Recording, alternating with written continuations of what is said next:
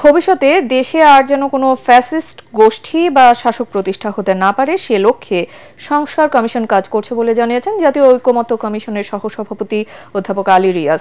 খেলাফত মজলিসের সাথে বৈঠকের সূচনা বক্তব্যে তিনি কথা বলেন। এ সময় দলটির পক্ষ থেকে জানানো হয়, ঐকমত্য কমিশনের দেয়া 166টি প্রস্তাবনার মধ্যে 147টির সাথে একমত খেলাফত মজলিস।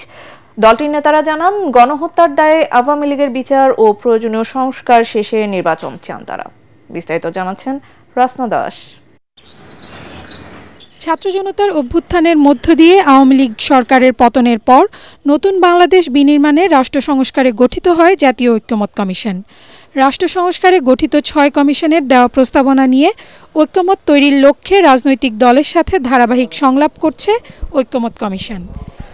এরই অংশ হিসেবে জাতীয় সংসদ ভবনের এলডি হলে জাতীয় ঐকমত্য কমিশনে আসেন বাংলাদেশ খেলাফত মজলিসের নেতারা।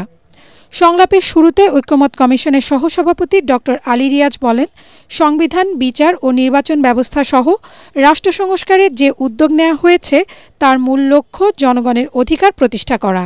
ওয়ালটন আবারও মিলিয়নিয়ার অফারে ওয়ালটন ফ্রিজ কিনে আপনিও হয়ে যেতে পারেন মিলিয়নিয়ার।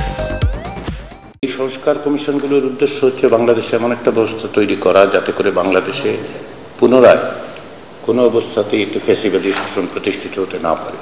মানুষ যেন তাদের জীবনাচরণের ক্ষেত্রে কোনো অবস্থাতেই প্রতিবন্ধকতার মুখোমুখি না হন, গুমের শিকার না হন, বিচার বহির্ভূত হত্যার শিকার না হন। 2 ঘণ্টা আলোচনা শেষে খিলাফত মজলিসের মহাসচিব জালাল উদ্দিন আহমেদ জানান, ঐকমত্য কমিশনের দেয়া বেশিরভাগ প্রস্তাবনার সাথেই একমত তাদের দল। পতিত ফ্যাসিস্ট আওয়ামী লীগের দৃশ্যমান বিচার ও প্রয়োজনীয় সংস্কার শেষে নির্বাচনের পক্ষে খেলাফত মজলিস। এই মুহূর্তে দ্রুত নির্বাচন করতে গেলে একটা সুষ্ঠু নির্বাচন করা সম্ভব নয়। আর সুষ্ঠু নির্বাচন করতে প্রশাসনের যে ক্ষমতা দরকার, পুলিশ প্রশাসনের যেই সক্ষমতা দরকার, সেটা কিন্তু এখনো হয়ে ওঠে নাই। এই জন্য আমাদের দলের পক্ষ থেকে দাবি হলো যে প্রয়োজনীয় সংস্কার এবং এই পতিতদের বিচার ব্যবস্থা দৃশ্যমান একটা অবস্থায় পৌঁছার পরে জাতীয় নির্বাচন করা। এ সময় নেতারা আরও জানান, আল্লাহর উপর পূর্ণ আস্থা ও বিশ্বাস স্থাপনের বিষয়টি সংবিধানে পুনর্বহাল চান তারা। রাসনা দাস, এটিএন বাংলা, ঢাকা।